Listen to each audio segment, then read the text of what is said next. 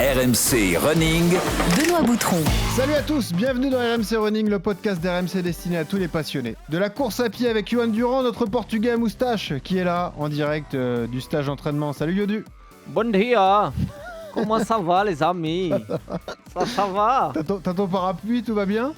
Ouais, aujourd'hui j'ai mis le parapluie, ouais. On arrête ça tout de suite, les gens vont arrêter le podcast. C'est un mélange de Neymar et de Cristiano. C'est plus un portugais. Non mais ouais, écoute, ça va, écoute. Tranquille. Ça fait du bien de voir, de changer d'air un peu, de quitter un peu la France pour une petite semaine, mais voilà, c'est tranquille quoi. Je m'entraîne quand même, attention. Ah bah oui, on voit ça, t'envoies des sacrées séances. On remercie d'ailleurs tous ceux qui nous suivent sur les réseaux, sur Strava, sur Instagram. Continuez de vous abonner, de laisser des notes et des commentaires sur les plateformes de téléchargement. Et on vous propose une belle thématique qui est d'actualité aujourd'hui, bien déterminée. Ces allures de course, parce qu'à chaque fois on a cette phrase, je vaux tant sur telle distance, je vaux tant sur telle distance. Est-ce qu'on sait vraiment ce qu'on vaut? C'est ça la question. On va parler d'allure, de seuil, de tout ça, de toutes les zones à aller chercher dans votre entraînement. Et pour cela, on va accueillir d'ici quelques secondes Nicolas Dalmasso, qui est le fondateur des ZVR, les Zoom Volt Runner, voilà le gros club parisien. Nico qui est en pleine progression ensuite, qui, pour vous donner un ordre d'idée, vient de faire 2,14 à Valence sur marathon, vient de faire 29 minutes au 10K à Nice, donc voilà, et en plus il encadre pas mal de bons athlètes, donc il pourra nous donner tous ses conseils. On aura également un bon plan Andros cette semaine avec des sticks d'électrolytes à gagner. Voilà, 3 packs de 30 sticks, c'est une nouveauté Andros. On sera avec Chloé Lopez-Cozard qui viendra nous en parler. Elle est responsable marketing chez Andros. Un beau cadeau pour vous aussi pour votre nutrition sportive. Allez, c'est parti, enfilez vos baskets, attachez vos lacets, c'est parti pour RMC Running. Il est là avec moi au studio, Nicolas Dalmasso. Salut Nico. Salut Benoît. Ravi de te recevoir et on a envie de te féliciter déjà parce que là tu es sur une période, une progression fulgurante, quoi, incroyable. Merci, c'est gentil. Magnifique performance. Yodu, là on est même plus, on est à la limite des chronos professionnels, quoi. 29 au 10, 2,14 au marathon, là la marge est de plus en plus étroite là. Ah oui, alors après attention, c'est les secondes les plus dures à gagner parce qu'il y a tellement de paramètres qui entrent en jeu. Pour descendre sur des chronos, on l'a vu avec Jason Pointeau qui courait 2h12, 2h13, 2h14 et qui a dû se professionnaliser à 100% pour pouvoir encore continuer à descendre parce qu'à un moment donné, il faut faut vivre comme un athlète professionnel, il faut aller en stage, il faut s'entraîner 2 fois par jour, il faut récupérer de ces entraînements-là pour pas se blesser. Et c'est vrai qu'effectivement, à un moment donné, il faut réussir à mettre des choses en place pour pouvoir encore abaisser les chronos parce que là, ouais, effectivement, on est quand même sur des chronos qui demandent un investissement quand même assez énorme. Ça, c'est sûr. Pourquoi tu cours, Nico, d'ailleurs? Au départ, je courais parce que le foot et mes chevilles ont plus trop voulu que je joue. D'accord. Donc j'ai dû arrêter. Tu jouais où, en région parisienne ou non? Je viens du sud-est de Nice. Et donc au départ, c'était plus pour trouver un autre sport. Et aujourd'hui, je cours parce que c'est dans mon quotidien, quoi. C'est clairement, je me lève le matin, je sais quand est-ce que je vais courir dans la journée. Et ça rythme les journées. Voilà, une belle passion que tu partages avec Alice Michel, qu'on connaît bien, donc ta compagne, qu'on a déjà reçue dans RMC Running, et autres membres des Zoom Volt Runner à qui on pense. On les salue tous, d'ailleurs, s'ils écoutent l'épisode, parce que un gros club parisien que vous avez forcément croisé si vous avez disputé les 10K, des semis, voire le marathon de Paris. Voilà. Oui, on est souvent le maillot présent, noir et jaune avec le Z, ça on a déjà vu, c'est sûr. Allez, tout de suite, on dresse ton CV de coureur. RMC. Le CV de coureur. T'as quel âge, Nico, aujourd'hui? J'ai 37 ans aujourd'hui. Et tu cours depuis que t'as quel âge? Je cours depuis, on va dire, une quinzaine d'années et de manière intensive depuis une dizaine d'années, on va dire. Tu cours combien de fois par semaine? En ce moment, je cours une dizaine de fois par semaine. Donc, combien de doubles journées? Tu fais une journée off ou non, pas forcément? Ouais, depuis que j'ai été pas mal blessé, j'ai mis une journée off toutes les semaines. Ok. Et après, il va y avoir 3 ou 4 jours où je double les entraînements, ou alors au moins ce sera des séances de renfo, quoi. Ça représente combien de kilomètres par semaine en moyenne? En prépa marathon, c'est monté à 140, 150, quoi. Pas plus. C'est pas des c'est gros pas volumes. beaucoup, hein? Non, bah, c'est quand même, Ouais, pas oui, bien sûr. oui, C'est vrai pour que c'est quand même pour pas quelqu'un qui est pas pro, ouais, ouais, c'est c'est quand déjà même pas pas mal. mal et pour ces chronos-là surtout. après il faut le temps, il faut récupérer aussi Ouais. des kilomètres donc pourquoi pas faire un peu plus, mais il faut s'assurer qu'il y a pas de blessure, derrière, quoi. Ouais, parce que ça fait partie de ton histoire de coureur, hein. Les blessures, les fractures de fatigue, ça malheureusement, tu sais ce que c'est, quoi. C'est ça et du coup, il a fallu s'adapter et vaut mieux des fois en faire un peu moins, mais être sûr de pas se blesser que plutôt charger Ouais. et prendre beaucoup de risques. Je pense que c'est vraiment la continuité qui est importante, et faire enchaîner les semaines de manière propre, quoi. Ça, c'est sûr. Des records perso dont tu es fier? Bah, là, forcément, les derniers, ils sont notables. Donc, oui, de 14 à Valence, tout s'est passé à merveille. C'était un chrono que je savais pas si j'étais capable de faire un jour. Donc, maintenant qu'il est fait, j'en suis assez fier, ouais. Et tu même pas dit le 10 à 29 minutes? Non, bah, c'est vrai que le marathon, Ah, c'est autre chose. ça représente un peu plus de choses. Mais c'est vrai que le 29-10, là aussi, je j'étais pas sûr de pouvoir le faire un jour, quoi. Le Nice, c'est ta dernière course disputée? On compte les crosses? Non, tu as fait les crosses Là, j'ai récemment? fait les départementaux de cross, dimanche dernier, mais la dernière course sur route, c'était le 10K de Nice, oui. C'est quoi le prochain objectif? Donc là, je vais faire la saison de cross, jusqu'aux demi-finales avec le club Mmh. pour essayer de qualifier, l'équipe au championnat de France et malheureusement, le semi de Paris et les France de cross sont le même jour cette année. Donc tu as choisi? Donc j'ai choisi le semi parce que sur la dynamique, maintenant que j'ai 29-10 sur 10K, il y a peut-être quelque chose à faire sur ce mi. Coupe championnat Ligue des champions. Tu veux 3 records perso d'affilée, On quoi. va essayer de faire le triplé, ouais. Voilà, c'est ça. La séance d'entraînement que tu préfères? Moi, j'aime bien les tempos, nous, c'est le jeudi. D'un tempo un peu long, 40-45 minutes, à allure constante, ou un peu en progressif et je pense que c'est les séances qui font le plus progresser, qui sont très importantes dans le plan. Tempo, ça fait partie de la thématique du jour, hein. Ce que c'est que le tempo exactement, Bah, comment on juge le tempo, tout ça, quoi. Tu pourras parfait. nous C'est pas forcément nous expliquer. une allure fixe, mais en tout cas, c'est un effort soutenu et c'est très important en course. Est-ce qu'il y a une séance que tu détestes? Pour les séances de cours, maintenant, c'est vrai que les séances de 200, 300, Ouais, je suis pas le plus grand fan, OK. mais après il faut les faire, hein, donc je passe par là aussi. Ouais, tu vas quand même. J'y vais quand même. Bon, avec le groupe, on y va tout le temps, en fait. Bah voilà, c'est ça, c'est la force du groupe et ça fait partie de ton histoire, Nicolas Dalmasso, aide. dans RMC Running cette semaine. Bah, tu nous as dit donc que tu étais footeux, tu arrives à Paris, tu te mets à la course à pied assez sérieusement. Premier marathon 2,40, tu me le disais avant le podcast, donc déjà un niveau solide, mais loin des chronos que tu réalises aujourd'hui. Parle-nous de la création de ce club parisien, alors un club qui est devenu une référence. Comment ça démarre cette histoire des Zumwalt alors? Bah, en fait, moi, j'étais dans un autre club parisien, j'étais au PUC avant, Ouais, et en parallèle, j'étais coach au Nike Running Club, le NRC, qui n'existe plus aujourd'hui. ok. Et j'ai rencontré un groupe d'amis, tout simplement. Le Nike Running Club s'est arrêté, et on a voulu continuer notre histoire de notre côté. Donc, on était 5-6 au départ. On a voulu s'entraîner ensemble et après, il y a des amis d'amis qui se sont rajoutés. On a un peu officialisé ça en créant une asso, puis désormais un club depuis 5 ans. Et maintenant, les gens savent qu'il y a un gros groupe d'entraînement avec une belle densité à plusieurs gros groupes d'allures, différentes allures. Il y a un beau groupe de filles, un beau groupe de mecs devant. Donc, les gens sont intéressés et au fur et à mesure, des gens se sont rajoutés. Et aujourd'hui, c'est vraiment, on va s'entraîner avec les copains, quoi. C'est ça le Vous Zoom. êtes combien aujourd'hui d'ailleurs? On est 70 au Zoom. Ah oui, c'est beaucoup. C'est beaucoup. Après, on est obligé de limiter malheureusement chaque Ah, année. tu limites, on peut pas intégrer le groupe comme ça. Non, parce qu'en fait, j'ai trop peur de perdre la convivialité. Ouais, c'est sûr. Et donc, et puis après, on n'a pas la structure non plus. Moi, c'est pas mon boulot à plein temps, hein. Donc, Voilà, parce que tu as un métier à côté, bien sûr. voilà, je suis contrôleur aérien à Ouais. côté, donc c'est compliqué de tout gérer. Là, je sais qu'à 70, ça passe, les gens sont contents, progressent. Donc peut-être que l'an prochain, on essaiera 75, 80, mais on monte vraiment petit à petit. Ouais. Et l'idée, c'est que tous les gens qui sont au Zoom soient contents de venir et se connaissent tous. C'est ça l'idée. Il y a un socle Vous avez accès à commun. un stade? Ah, vas-y, ouais, Yodu. Ah, ben, ça, Ah, ça, c'est un grand débat. c'est ça. un, que- c'est un grand débat parce que le stade à Paris, c'est compliqué. Il y a Et ouais. il y a des assos qui ont leurs entrées à la mairie et donc forcément, elles ont plus de poids que nous. Donc nous, ben, on se bat avec nos armes et on a du mal à avoir des créneaux. Donc Et la force du nombre, ça joue pas? Non. à la force du nombre, ça joue pas. Le niveau, ça joue pas non plus. Ah ouais. Donc c'est vraiment, faut connaître les bonnes personnes, j'ai l'impression. Ouais. Donc on essaie de faire valoir nos demandes, voilà. Et après, bon, peut-être qu'un jour on aura un créneau fixe, Et aujourd'hui, on arrive quand même à se débrouiller, à s'entraîner, mais c'est compliqué à Paris. Oui. Bon, votre terrain, c'est le bois de Vincennes quand même. C'est le bois de Vincennes. Au moins, là, il n'y a pas de créneau. Voilà. C'est chez nous, c'est juste qu'il n'est pas éclairé. Quoi. Voilà, c'est quand Mais vous voulez. Voilà, on mais évite la nuit, mais sinon, ouais. s'ils mettent des lumières au bois de Vincennes, là, il n'y aura plus aucun problème. Voilà.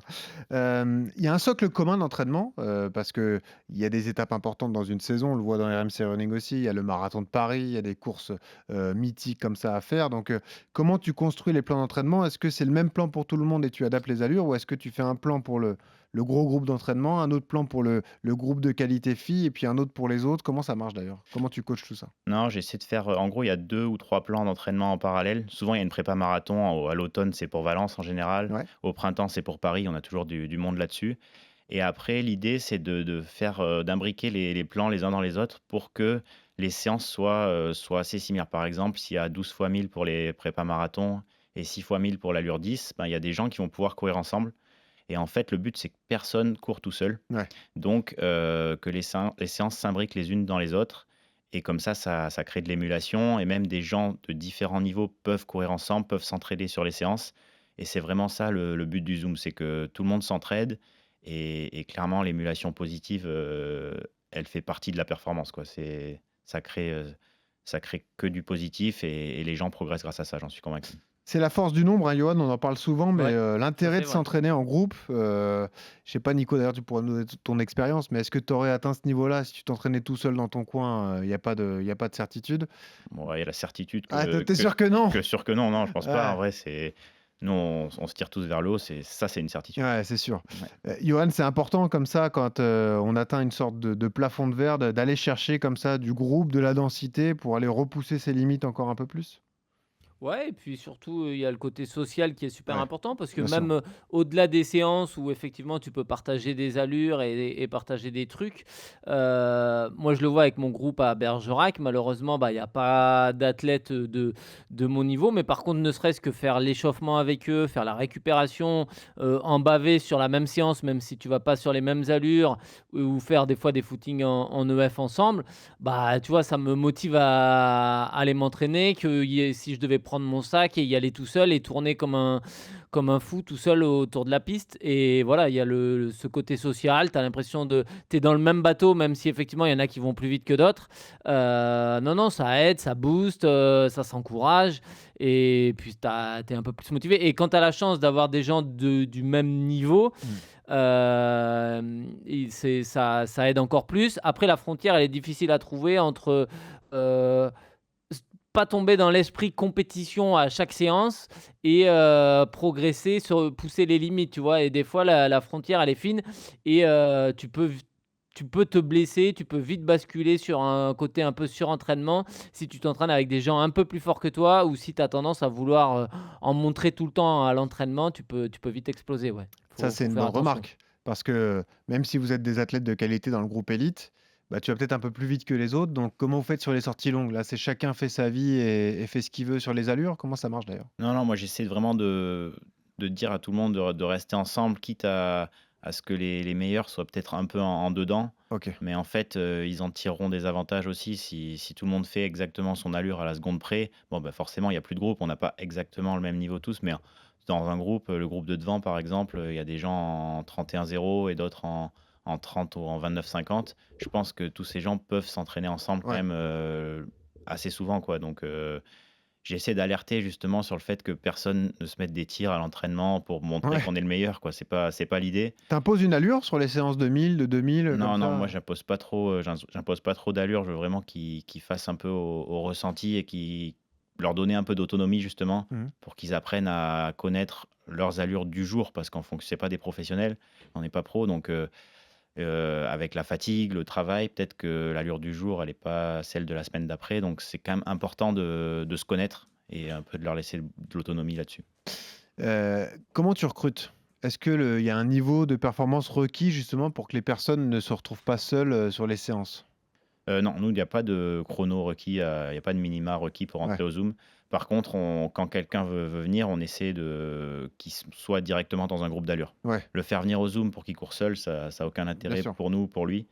Donc, À part le maillot et le Z, bon. ouais, mais bon, Il après, est tout il seul. va vite s'ennuyer aux séances. Donc, Ouais, c'est ça. l'idée, c'est vraiment de compléter les groupes d'allure. Ouais. Quand on a quelques départs, on essaie de reprendre des gens dans le groupe d'allure qui est un peu plus vide, on va dire.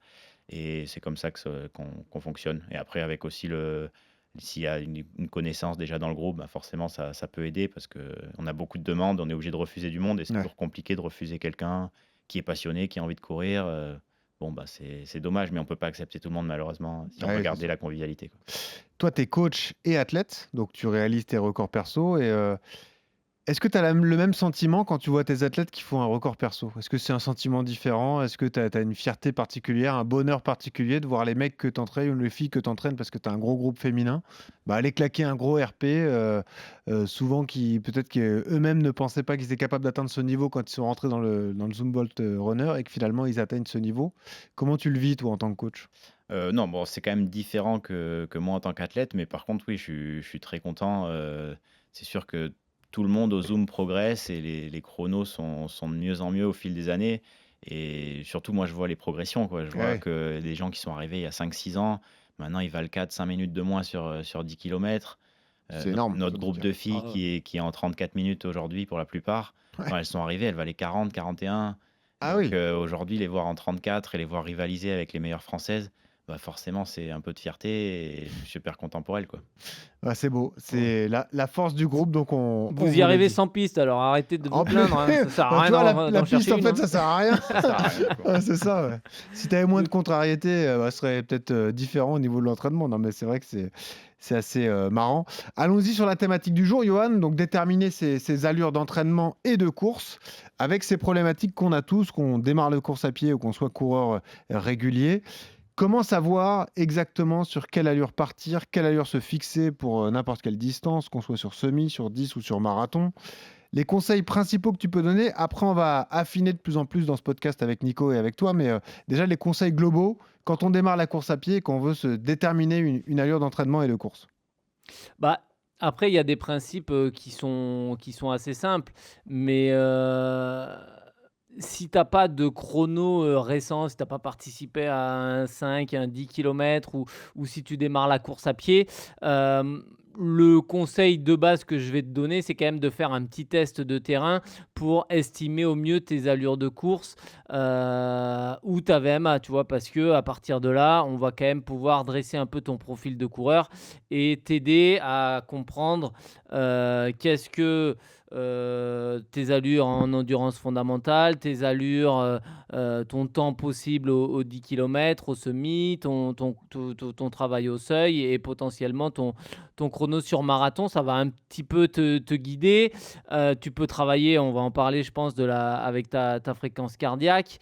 Tu as plein de paramètres en course à pied qu'il faut prendre en compte pour déterminer tout ça.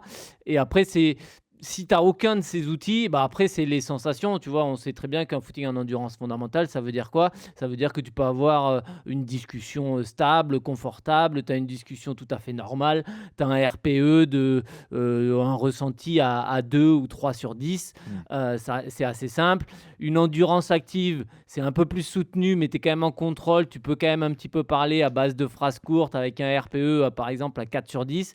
Et après, dès que tu montes avec des mots isolés, là, tu es plus sur du travail de seuil. Et quand tu peux plus du tout parler et que tu as l'impression d'être à 8 sur 10, c'est que tu es certainement à VMA ou des trucs comme ça. Donc déjà, les sensations, pour moi, il faut quand même faire un test de terrain, que ça soit sur 10, sur 20 minutes, sur 10 kilomètres ou autre, ou un test VMA. Si tu n'as pas tout ça, peut-être regarder à ta fréquence cardiaque. Et si tu n'as pas non plus de ta fréquence cardiaque, après, c'est les sensations. Mais les sensations, c'est quand même assez léger. Enfin, pour un début, c'est très bien, mais tu peux pas construire un Non, plan bien sûr. d'entraînement cohérent juste à la base de repères physiologiques, juste sensations, quoi. Comment ça se passe pour tes athlètes qui se connaissent parfaitement, parce que ça fait des années de pratique, toi, Nico? Comment tu détermines les allures? Ou eux, comment est-ce qu'ils déterminent leur objectif ou leurs allures? Parce qu'ils se connaissent parfaitement, ils ont envie de progresser, il y a une progression à long terme. Mais comment on se dit, allez, moi, sur 10, je veux aller courir à 3 en kilo? C'est quoi la démarche en fait? Est-ce que vous refaites des tests VMA à votre niveau ou non, vous vous connaissez tellement que vous en faites plus? Non, nous on fait pas de test VMA parce que je trouve que c'est assez limité après quand on rentre dans des distances, semi-marathon. Le test VMA, il a plus trop de valeur, je trouve, parce qu'il y a l'aspect endurance qui rentre en compte derrière. Mmh. Mais par contre, moi, j'incite, les gens à faire des courses de préparation. Si Ouais. par exemple, on prépare un marathon, ben, placer une course dans la prépa pour, à la fois, ça fait on sait où on en est au niveau de la forme et puis ça permet de déterminer l'allure un peu plus précise le jour J. Parce que l'entraînement, malgré tout, reste l'entraînement par définition et c'est pas là où on est dans les conditions vraiment réelles de course. Donc, mettre un SMI, à 6-8 semaines avant, par exemple, ça donne un bon ordre d'idée, à mon avis. Ouais, Et pour un SMI, pareil, avec un 10 bornes, quoi. les courses préparatoires, on en parle souvent, Johan, mais c'est intéressant avec à chaque fois la bonne démarche aussi, de pas se dire ou de pas se frustrer si on n'a pas le niveau optimal qu'on peut connaître dans les semaines précédentes. C'est toujours un bon point d'étape ou un point de repère dans une préparation, qu'on soit au début, au milieu ou à la fin, Yodu, hein, sur une course préparatoire. Ouais, c'est ça, la course, elle va quand même te permettre alors voilà, c'est toujours à prendre des pincettes parce que tu as des courses que tu vas intégrer dans la préparation, donc Mm. en arrivant avec de la fatigue, donc tu sais que tu auras peut-être pas les meilleures sensations du monde, donc effectivement, le chrono, il est peut-être des fois à il faut vraiment, voilà, prendre tous les paramètres en compte, de savoir à comment s'est passée la course, comment avec quelle intention je suis venu à cette course. Mais effectivement, les courses par exemple, si tu es en prépa marathon, les compétitions, les deux trois compètes que tu vas faire, elles vont quand même te donner un état, une photographie de ton état physique et de ta forme, tu vois? Et ça peut être intéressant. Après, moi sur marathon, le conseil que je peux donner, il faut, viser pas une allure, rêvée, il faut viser une allure, que tu peux tenir. C'est-à-dire que c'est vrai que des fois j'entends des gars qui me disent, «Je veux faire moins de 3 heures» et tu leur dis: Quel temps vous faites au SMI?» et ils te disent 1h32, tu vois? Et ouais d'accord, Ouais, c'est ambitieux. garçon, mais c'est ouais voilà, c'est quand même assez ambitieux, quoi.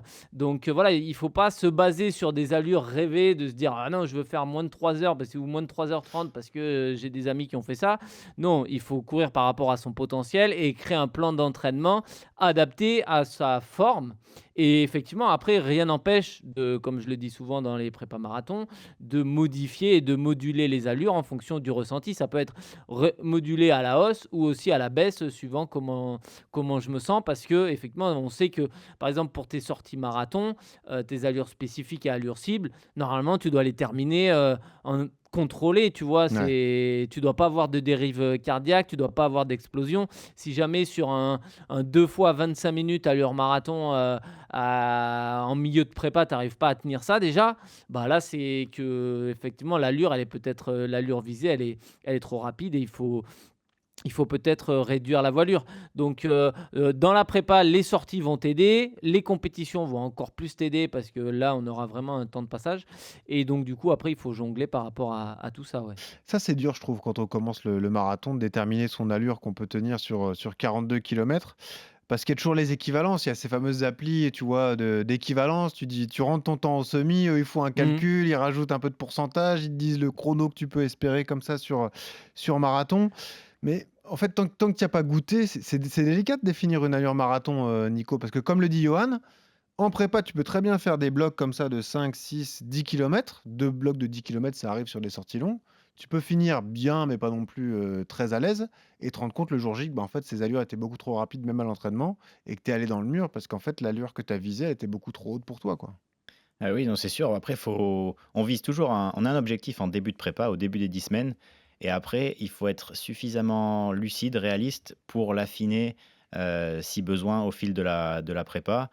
Si c'est notre premier, bon, bah forcément, on a un objectif, c'est notre premier, donc on découvre la distance. Et là, je suis plus dans l'optique, sois prudent. Si tu hésites Ah entre, oui, par exemple, bien 3, sûr. 3 heures et 2,55, bah, pars sur 3 heures, passe en une 28, une 29 au SMI. Et après, on voit, plutôt que jouer all-in sur ton premier marathon.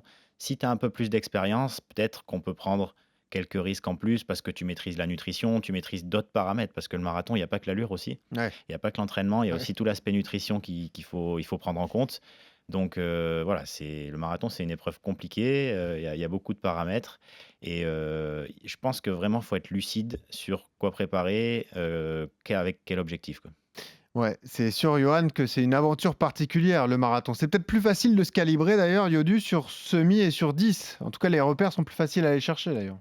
Ouais, mais c'est compliqué parce que regarde, tu prends un athlète, comme, Cheptegei l'Ougandais qui court en 26, 30 au 10 000, je crois sur marathon, il a fait 2,5 ou 2,6. Mo Farah, il faisait, moins de 27 et pourtant il a fait 2,6, ou 2,5. Il a réussi à en faire un Ouais. en 2,5, mais il est jamais vraiment passé sur marathon par rapport à son potentiel. C'est des mecs qui courent en 58 au semi, ou 59 du bas et tu t'attends à ce que ça ils vont tu te dis: «Ouais, tous les jours, ils font 2-2, 2-3», tu vois, ces gens-là et pourtant ils sont Ouais, c'est vrai. jamais réellement passés sur la distance et donc c'est valable aussi pour un coureur amateur. Tu peux très bien avoir un coureur, qui court vite sur le 10K et ça passe, c'est un petit peu plus compliqué sur marathon donc des fois, il faut un peu plus de temps. Des fois, il faut vraiment du temps pour appréhender la distance et c'est sûr que le marathon, c'est vraiment l'exemple, on le dit tout le temps, mais ce qui se passe après le 30e,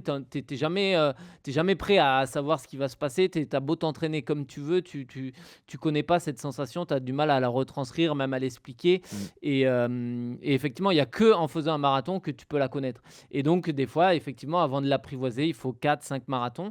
Donc c'est pour ça que des fois, il faut pas s'affoler, il faut pas s'énerver, il faut revenir sur la distance et à l'inverse, tu as des gens qui sont beaucoup plus endurants et qui sont beaucoup plus à l'aise et qui vont avoir des chronos, des références ultra belles, sur marathon. Prenons l'exemple de Nico Navarro, c'est un mec qui fait 2,5 au Ouais. marathon et il court à peine moins de 29, aux 10 km, 28 du haut, quoi. Alors que c'est Donc, c'est un un mec tueur sur le normalement, marathon, bien sûr. il devrait courir comme Félix Bourg en 27, 27-40 au 10K, mais pourtant non. Mm. Mais c'est un tueur sur marathon. Suivant les profils des athlètes, et ça, il faut que la personne, elle en ait conscience par rapport à sa cylindrée, la façon dont il va consommer de l'énergie, sa foulée, son économie de course. Mm. Et donc, c'est aussi à l'entraîneur de jongler par rapport à ça et de dire peut-être, voilà, tu es très bon sur le 10K, mais par contre, tu consommes peut-être beaucoup d'énergie avec une foulée qui est pas du tout économique. Et bien, dans ce cas-là, il faut peut-être faire plus de sorties longues, privilégier l'entraînement doux avec pas mal de bornes pour faire en sorte qu'il consomme un peu moins, quoi. Nico, c'est ce que j'aime bien dans ton approche, c'est que toi, sur ta construction de l'entraînement et sur les séances concrètes, t'es jamais sur une allure cible bien précise à la seconde près, quoi. C'est-à-dire que tu dis toujours à tes athlètes, faites-vous confiance, vous savez courir, vous connaissez la course à pied, vous vous connaissez très bien. Si vous êtes 3-4 secondes un peu moins vite que prévu, bah, c'est pas un drame en fait. C'est que la forme du jour vous permet pas d'être à l'allure que vous visez, quoi. Ouais, voilà.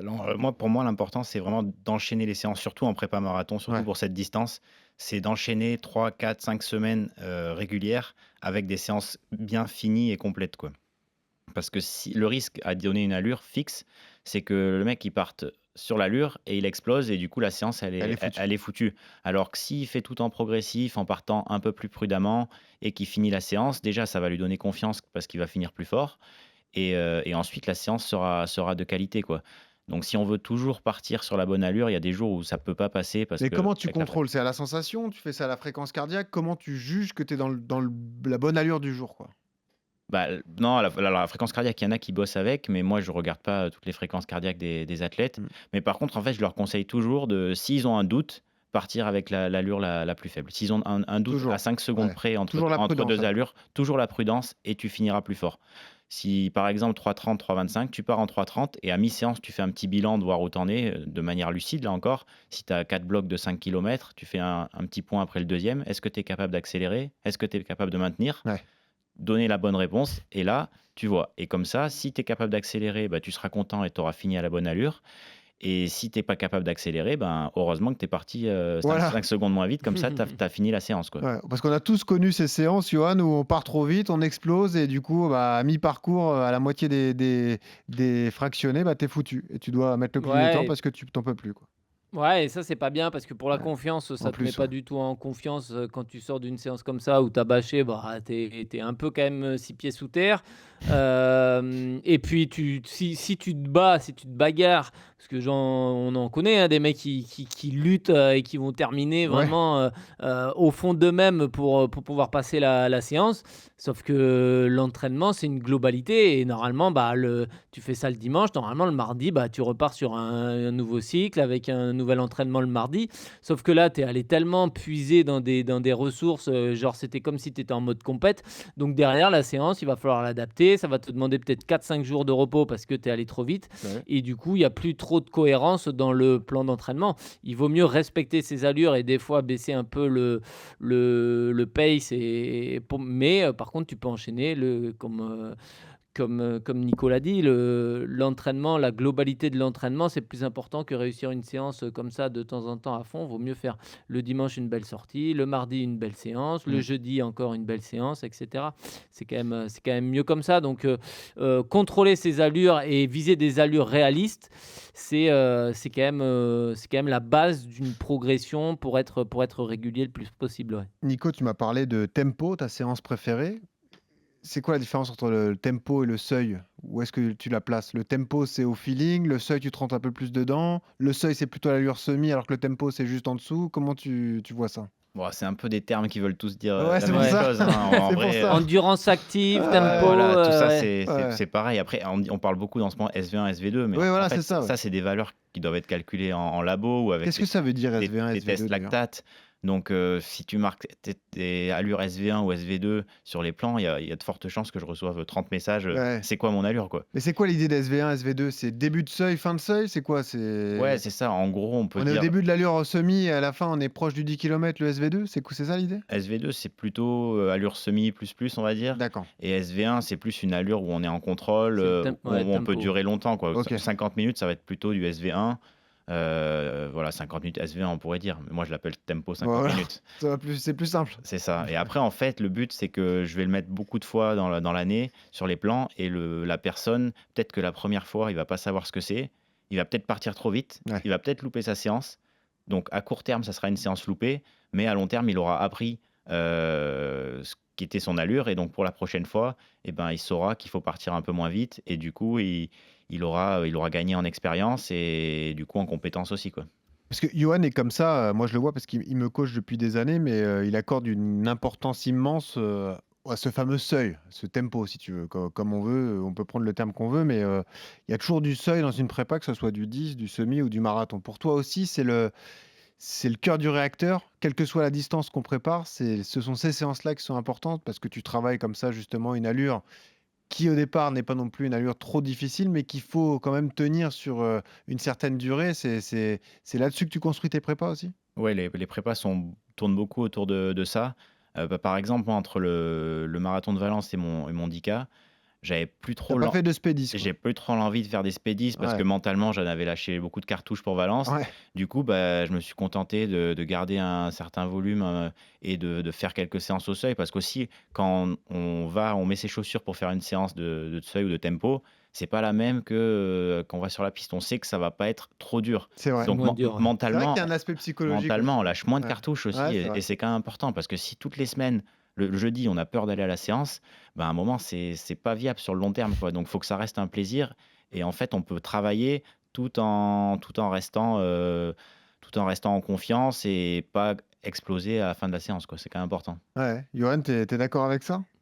Ouais, bah moi, c'est vrai que le SV2, le seuil anaérobie, c'est quelque chose sur lequel je te fais beaucoup bosser. Mais moi je bosse effectivement beaucoup sur ces allures-là, hein. C'est une durée qui est soutenable pendant quasiment 1 heure. Donc, on est proche de son allure semi. Et elle est difficile, mais elle n'est pas. Voilà, c'est pas comme une séance spé 10 km sur la piste.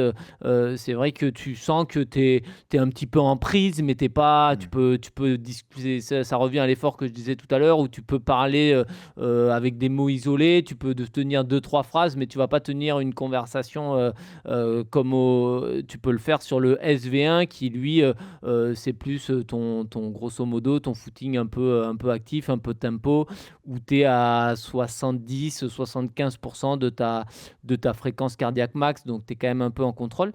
Donc, ouais, pour moi, ce SV2, il est important parce qu'en plus, derrière, moi je sais que quand je suis fort sur ce secteur-là, derrière, dès que je vais aller sur la piste et que je vais faire quelques séances SP, VMA ou SP 10 à l'allure, il va me falloir 2-3 séances de SP et derrière, ça répond tout de suite parce que j'ai justement cette capacité à avoir créé quelque chose d'assez important avec l'accumulation comme ça de travail au seuil. Ouais.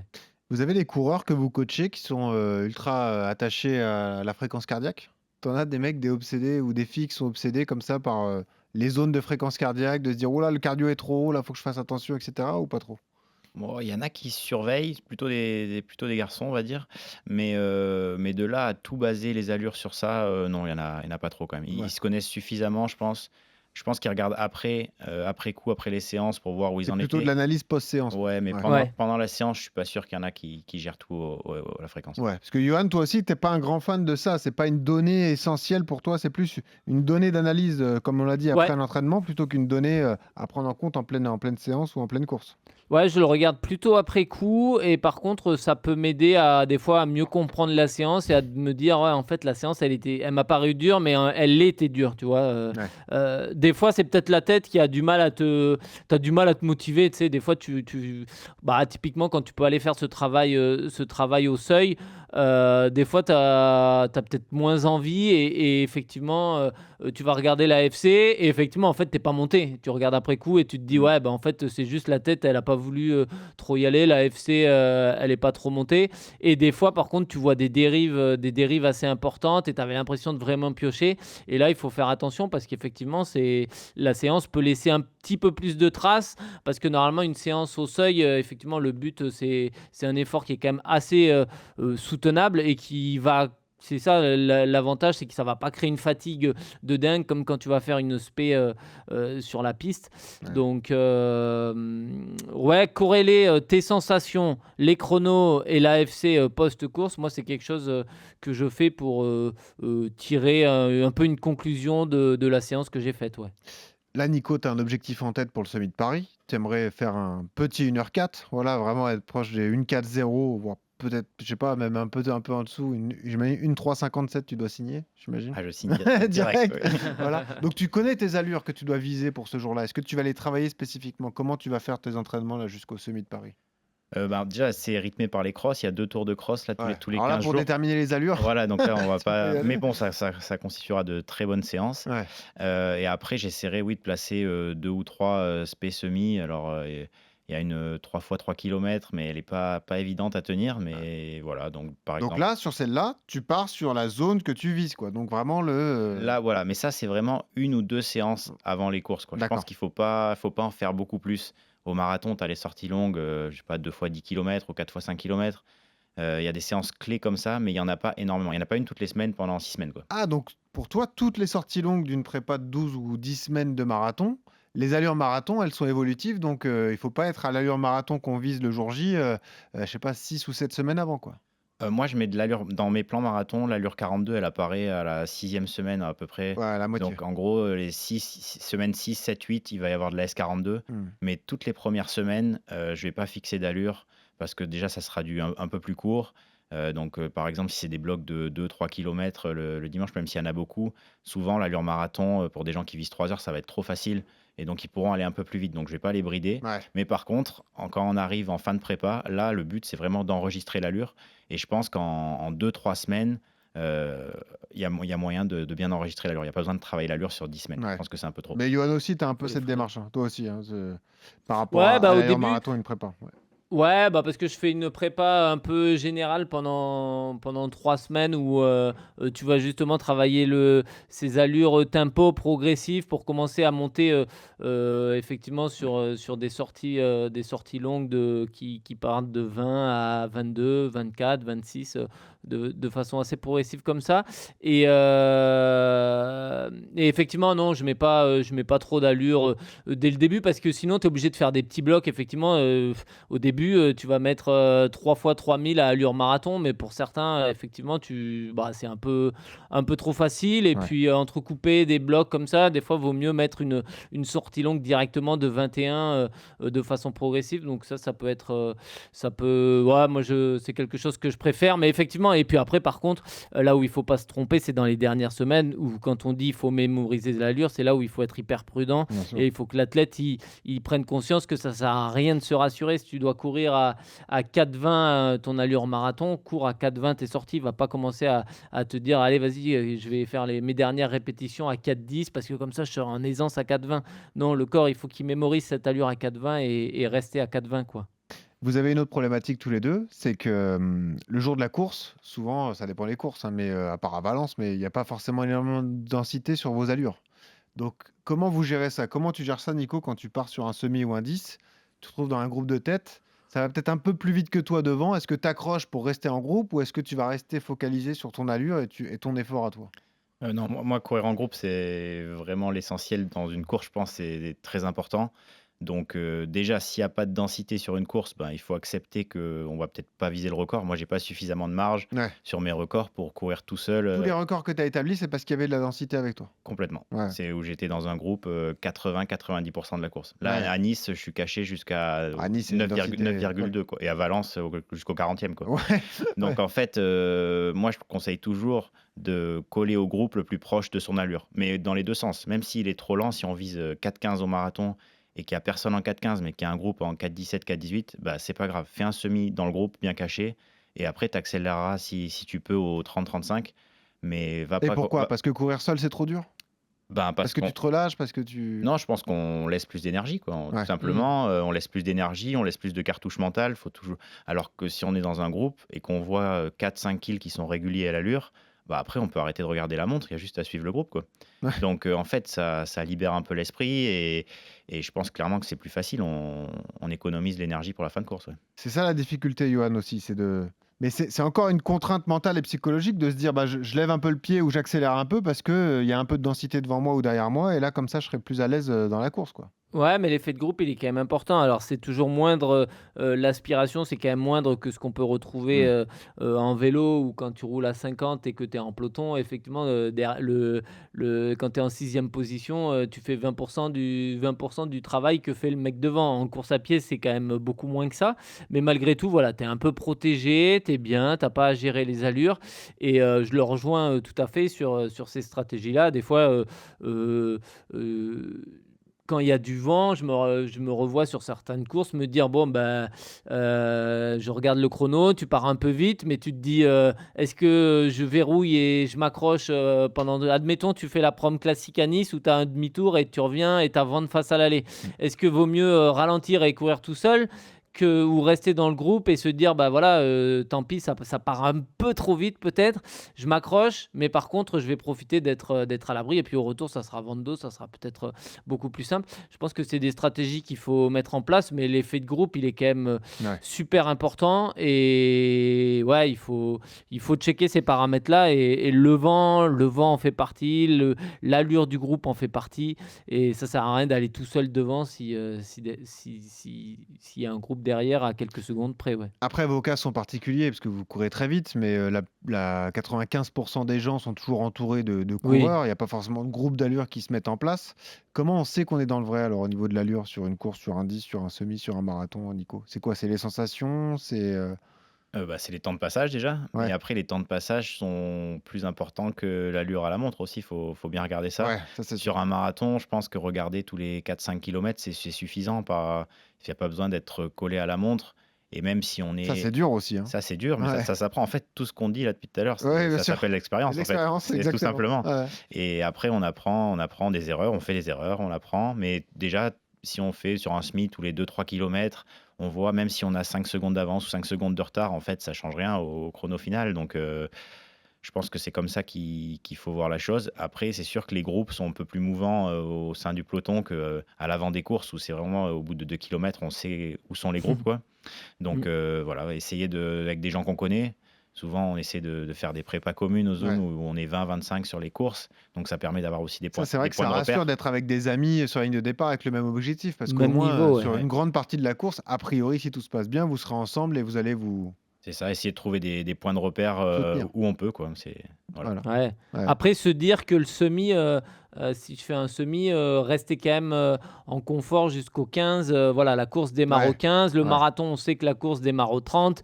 Être bien sur un semi ou sur un marathon pendant les premiers kilos, c'est tout à fait logique. Si vous vous sentez en confort, c'est peut-être pas le moment d'accélérer si vous êtes au 12e kilomètre du semi, parce qu'il en reste quand même 9. Et généralement, comme je le dis, la course commence au 15, 16, 17, surtout à Paris, là, quand on revient après Bercy là, et qu'on retape les quais de Seine, c'est quand même pas évident. Ouais. Et le 10 démarre au 2. Hein. On est déjà à bloc au 2e kilomètre, et le reste, c'est de la souffrance. Vous le savez forcément. Tu as une préférence dans les distances d'ailleurs ? C'est le marathon parce que c'est l'aventure, ou en termes de perf pure, est-ce que tu préfères être sur un semi ou un 10 ? Moi, j'aime bien varier tout au long de l'année, mais en termes d'émotion, le marathon, c'est autre chose. Voilà. Parce que c'est long, parce que c'est une aventure, parce qu'on en fait moins, donc forcément il y a un peu plus d'implication. On s'inscrit longtemps avant, on le prépare pendant plus longtemps. T'es censé être à l'aise plus longtemps aussi sur la course. T'es censé, ouais. Il y a un peu plus de tension, Non, le marathon, clairement, toutes les émotions sont décuplées, quoi. Et il y en a une que t'aimes moins ? L'effort du 10, tu l'aimes moins que celui du semi, par exemple ? Non, tout ce qui est sur route. Non, autant j'aime pas trop la piste. Ouais, la piste, ouais. Mais l'effort du 10, il est forcément plus dur, mais il dure pas très longtemps quand même. Donc, bon. Ouais. Non, j'aime bien aussi le 10. Bon. Il y a des périodes pour tout. Voilà. Merci en tout cas pour tous ces conseils. C'était top. Le seul défaut que vous avez, c'est que vous êtes plus bois de Vincennes que bois de Boulogne. Mais bon, ça, c'est un éternel débat. Hein. C'est comme ça. Clairement, on est bois de Vincennes. Ouais. Voilà. Mais je te ferai pas changer d'avis. Je te ferai pas croire que le bois de Boulogne, c'est mieux que le bois de Vincennes. Je le connais pas assez. Et puis là, avec le temps en moins, donc non, là, je vais rester au bois de Vincennes. Ouais, c'est sûr. Écoute, en tout cas, c'était passionnant de t'écouter, Nico. Plein de conseils pour vous au niveau de vos allures. Et merci à Nicolas Dalmasso qui était avec nous cette semaine dans RMC Running. Merci au grand maître Yodu. On sait tout des allures désormais. On peut plus se tromper. On peut pas se tromper, ouais. Parfait. Voilà. Le mot-clé, c'est la prudence, Nico, j'ai retenu. Voilà. C'est ça. Vous êtes dans le doute sur une séance, un jeudi, sur une course, un dimanche matin. Prudence. Sinon... faire une séance propre, c'est toujours mieux. Voilà, évitez le popcorn un maximum. Merci Nico d'être venu dans RMC Running. Merci à toi, maître Yodu. Et toujours ce conseil pour terminer quand vous courez. Souriez, ça aide à respirer, même en portugais. Salut à tous. RMC Running.